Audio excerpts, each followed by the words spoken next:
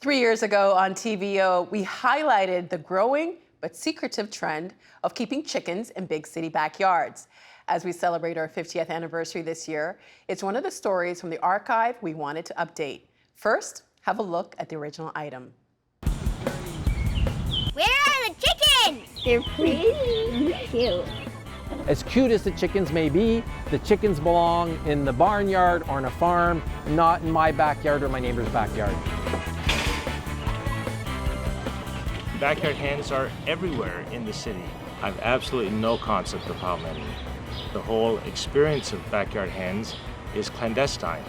People do not tell their neighbors. Backyard hens are allowed in several Ontario cities and towns. In Kingston, Quinte West, Niagara Falls, Guelph, Kitchener, Waterloo, and Brampton. Both Sudbury and Hamilton are reviewing their policies. Toronto voted against reviewing a bylaw change in 2012. My original motivation is just curiosity, but now it's more about letting the children see where eggs come from, some of their food supply, and understanding a bit more about how animals are cared for. I've always wanted to know what it's like to be a farmer, and chickens are good to start with. People will say, well, all I'm trying to do is educate my kids about where their food comes from. And my response is, great, you're a good parent, and I congratulate you for doing that. Teach your kids how to grow a watermelon, or a cabbage, or beans, or tomatoes. There's 101 vegetables you can grow that educates your children. To say that I have to have a chicken so that my children know where meat comes from, I would say, well, you're not really telling them the truth. You have to slaughter that chicken in front of your children, and then your children will know where their chicken wings come from. And you guys are going to help take care of the chickens, right? Yes. Okay. I've never actually been so close that I can actually touch the chickens, and it makes me feel kind of weird that I've actually eaten chickens. It's okay, Jasmine. We don't have to eat these chickens right away, don't worry. I promise. I don't think we're supposed to eat them. They might be upset with us. Good job. So now you guys know how to feed your chickens. It's pretty easy, isn't it? Yeah. Just give them one scoop in each feeder every morning, and that's it. Chickens are actually really low maintenance. They're easy to look after, so they need their food once a day. They need their water kept full, and you need to collect the eggs. You probably have to clean the shavings out of the run area probably once a week. We deliver the hens, the coop, all the feed that's required for the season, feeders and waterers to the renter. They get to enjoy having the hens and the fresh eggs from their backyard from May through till about November, at which point we'll pick them up and we bring them back to the farm. Some poop there, there's some poop over there. Salmonella. It's something that can happen, so you want to do your very best to make sure it doesn't by making sure you wash your hands really well. This is a community of locavores, and backyard hens are part of that movement. I'm a strong supporter of backyard hens within a limited quantities that would not include roosters. It's about time that we change the bylaw around backyard hens. We allow pigeons, we allow rabbits, we allow cats, we allow dogs. Why are hens excluded from the animals that are allowed in our backyards? Having chickens in your backyard creates a whole can of worms for the city of Toronto, because one person will say, well, I want just one chicken. Then their neighbor will say, well, I want 2 chickens. Somebody else will want 12 chickens. And someone will say, yeah, but we'll put a limit of only 2 chickens per backyard. Well, how does the city enforce that?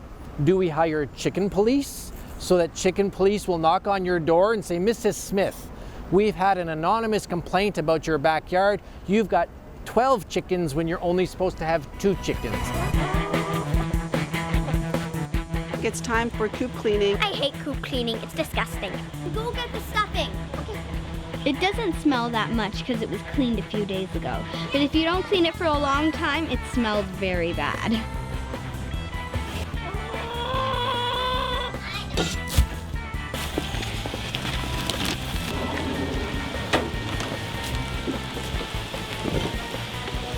We're done. We're not done, Madeline. We used to have backyard chickens that we had to get rid of because there was a bylaw complaint. set against us by one of our neighbors. We got them when they were little chicks. We watched them grow up.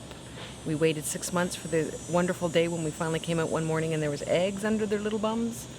Like, you know, when you tell people, oh yeah, I have chickens, like, you know, my friends would come over and look at them, and it was like we kind of had like the zoo almost. Our house was like, people would come, all the neighbors liked to see them, and we'd give out our eggs. It was amazing. I remember it so well. It was a really great experience. You were so happy.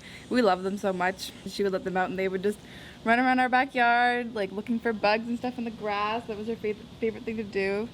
Most people are going to say, it's a chicken, and the chicken likes to run around, and when I go to work, I just leave them out there. But what happens when your neighbor's dog, or your dog, or a raccoon, or a fox comes and kills that poor little chicken with its screaming and crying, running around like its head's been cut off, and the neighbor's kids have to hear that. And then one morning, I think you were in bed, and you heard like a child screaming.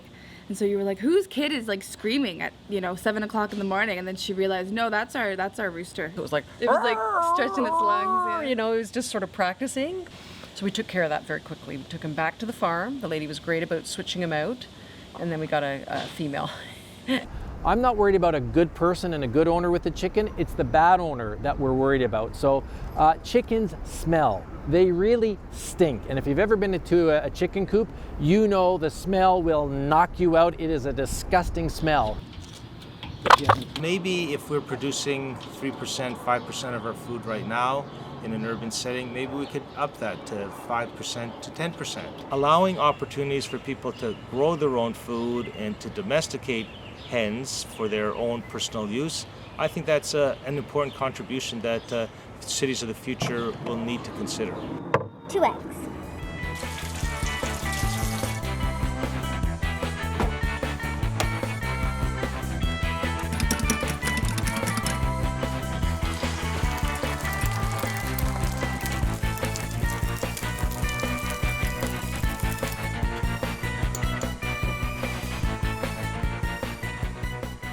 It's delicious.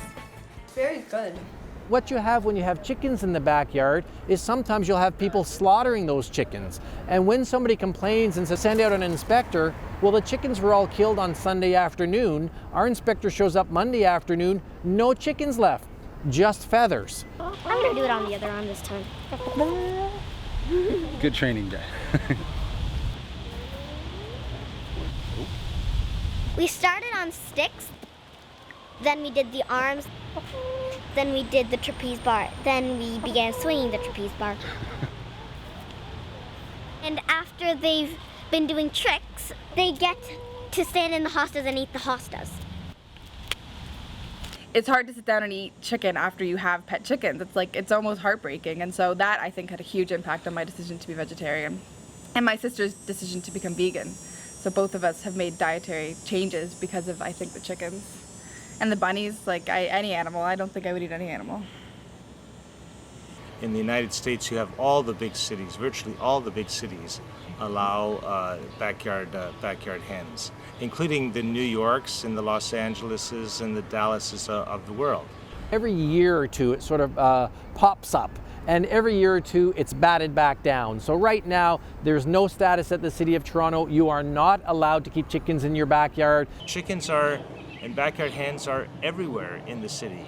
So it's very much clandestine right now, and that's actually not so good because you want to be able to provide an educational environment, especially for those who don't know how to take care of chickens. But right now it's very hard to provide that because people don't want public officials to know that they have backyard hens.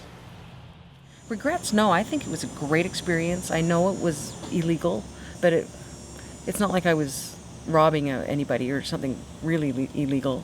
If it's your own property, why can't you do this? Why does the city have to micromanage everything?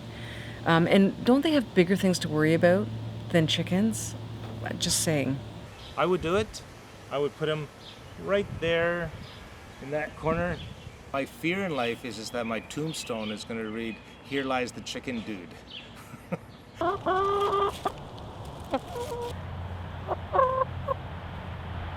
I'm sad that they're leaving, but I'm happy that I don't need to clean the coop anymore. There's one thing that I really didn't like in my backyard this year, and that was more flies, a lot more flies. did smell more farm than it used to, and I'll attribute that to the additional poo. We cleaned it up and put it into the leaf compost and stirred the compost, and it didn't seem to ever really get gross. The most important thing I learned from the chickens is that they actually stand up to lay their eggs. And they stand up to lay their eggs so that they don't crush it.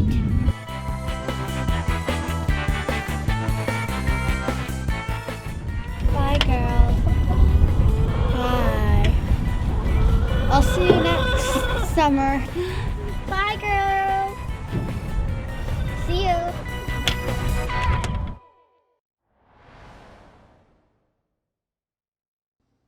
Of course, when that was produced, there was no pandemic or COVID-induced impulses to farm wherever people could find space. Charnel Anderson covers the northwestern part of the province for Ontario Hubs. She's been checking up on the backyard chicken situation in the province, and she joins us now from Red Rock on the shores of Lake Superior for more. Hi, Charnel. Hi, Nam. I hope we get to see your cat meow. It's really nice to see you. Right, yeah. So Charnel, let's start in Toronto. Are we allowed to have chickens in our backyards? You sure are. That is, if you're lucky enough to live in one of the 4 wards that allow them. In 2017, Toronto City Council approved the Urban Hens TO pilot project, which officially began in March 2018. So some of the rules for residents who live in one of those 4 wards, you're allowed up to 4 hens, but no roosters. I don't know if you know this, Nam, but roosters crow all day and night, so they're not allowed. I don't mind the sound, but I can see how it could get annoying. Right? Yeah. So only hens, and those hens must be 4 months old. And there's 2 reasons for this. One is because at 4 months old is when you can tell whether it's a rooster or a hen, because you can't tell just by looking at a chick. The other reason is, they're worried about people getting rid of the chickens after they're no longer cute and fuzzy little chicks. As well, the hens can only be used for egg production, so you're not allowed to eat them. And those eggs must be used for personal consumption, so you're not allowed to either sell them or give them away to anyone else.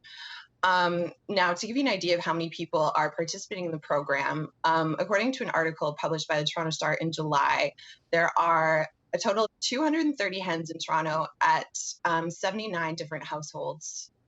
So the project is scheduled to run until March of next year, but of course people are starting to wonder what's going to happen. According to the Toronto Star, advocates of the program have started a petition asking the city to expand and extend the pilot project. In that same article, the City of Toronto Media Relations said that they're preparing a report on the pilot project, which should go before council in September. So we should know more about the fate of the pilot project soon. And you mentioned that if you do live in Toronto, you are allowed to have chickens in your backyard as long as you live in 4 wards. Why only those wards? Right. So it's only 4 out of possible 25 wards. These wards include Ward 5 at Etobicoke Lakeshore, Ward 13 Parkdale High Park, Ward 21 St. Paul's, and Ward 32 Beaches East York. So something to keep in mind is that these are the wards before the boundaries were restructured in 2018. So for example, if you lived in Bloor West Village, which is now part of Parkdale High Park, it doesn't matter, the project only runs within the old ward boundaries. And I think there's 2 reasons for this. One is because, the councillors who supported this project lived in those 4 wards. So, for example, Joe Mahevic in Ward 21. As well, the other reason I think is just because these wards tend to have more room. There's larger backyards, more room for a chicken coop. Also, like you mentioned that people are asking for this pilot project to be extended. Have there been any complaints about the project? Now, so this may come as a surprise as to a lot of backyard chicken naysayers, because no, there really haven't been any complaints of real significance at all. So back in May, I was working on a story about backyard chickens in Thunder Bay, and I asked the City of Toronto how many complaints they received, and they said they've received a total of 36 complaints, but these complaints are related to a prohibited animal. So that's people who have a chicken but don't live within the ward boundaries. Another thing people are worried about is disease. So stuff like salmonella or campylobacter, it can happen. But according to the City of Toronto, they're not aware of any disease outbreaks at all. You also mentioned in the piece that Hamilton and a few other jurisdictions were contemplating allowing chickens. Any updates on that? Right. So at the time this documentary was produced, both Hamilton and Sudbury were looking at reviewing their backyard chicken bylaws. But they both since chickened out. I love that. According to according to CBC News in Sudbury, they were concerned about the chickens attracting bears and other predators. And in Hamilton, the councillors were worried about people not taking care of their chickens and receiving complaints, which are, those are pretty common arguments you hear against backyard chickens. What about other cities and towns in Ontario? So there are quite a few municipalities in Ontario that do allow backyard chickens. Some of them were mentioned in the documentary. So places like Kingston, Niagara Falls, Orillia, Guelph, Kitchener, Waterloo, Brampton, they all allow backyard chickens. But the rules do vary by municipalities. So, for someone who may be interested in getting chickens, you got to look at your bylaws. What about where you are in Northern Ontario? So this is something that kind of surprised me because for the most part, backyard chickens are not allowed in the majority of communities in Northern Ontario. Why did that surprise you? Well, you would think because there's more space, right? Mm-hmm. It's less dense. There's more room for chickens. Mm-hmm. But so there is a little bit of nuance to that because, for example, in Sudbury, I mentioned that they voted against backyard chickens in 2018. However, if you are living in Sudbury and you're on a property that's like 1 acre, it's totally fine. You can have backyard chickens. And it's a similar situation. It's a similar situation in Thunder Bay as well, but it's related to zoning. Mm-hmm. So if you're on a residentially zoned property, which if you're living in a house in the city, it's likely residential, then you're not allowed chickens. But if it's a rural zoned property, then you can have chickens. There is one community in North Bay called Powassan who approved backyard chickens this year. But as I said, that's more the exception and not the rule. Do you think this, with COVID-19, I actually baked a loaf of bread, me, and people are more aware of where their food is coming from. People are trying to grow their own food. Has the pandemic affected this issue? Mm-hmm. Yeah, so the pandemic has really put a spotlight on food security. If you think back in the spring, the meat processing plant in Alberta, they shut it down for 2 weeks because almost 1,000 employees got COVID-19. And that kind of got me thinking about, the strength of our food supply chains and their ability to kind of weather a storm like this. Because in Thunder Bay, for example, food travels over 2,000 kilometers to get here. We don't have the big depot like you guys do in Toronto. So this spring, the Thunder Bay City Councillor, Shelby Chung, who put forth the motion to get council to revisit backyard chickens, that was her argument. She said that backyard chickens would help increase food security for residents in Thunder Bay. Because you think about it, instead of having to go to the grocery store and paying $5 for a carton of eggs, you can just walk out your back door and grab a couple of freshly laid eggs for breakfast. But Thunder Bay City Council didn't agree, and they ultimately voted against the motion 10-3. And I think, they were kind of worried about other pandemic-related issues at that time. As for, the issue of backyard chickens and food security, I think there's good arguments to be made on both sides, right? Because on one hand, chickens supply a steady, relatively steady supply of eggs, and you can also eat them if you're so inclined. But on the other hand, there's a lot of upfront costs that come with if you've never raised chickens before. The cost of the coop, right? Yeah, exactly. It can cost a couple $100 up to $1,000, and especially if you're going to keep the chickens over winter because they got to stay warm. Covering this story because we were talking about it before we went when we started this segment. Do you find it surprising how divisive this issue is?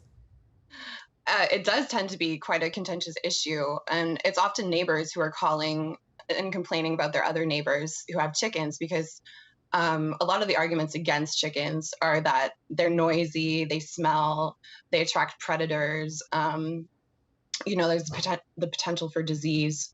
But then you look at something like the Urban Hens TO pilot project, where it really, there's virtually no complaints in a city as dense as Toronto. So.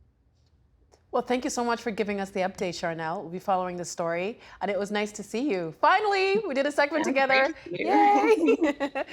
Talk to you soon. Bye. Bye. The Agenda in the Summer with Nam Kiwanuka is brought to you by the Chartered Professional Accountants of Ontario. CPA Ontario is a regulator, an educator, a thought leader, and an advocate. We protect the public. We advance our profession. We guide our CPAs. We are CPA Ontario. And by viewers like you. Thank you.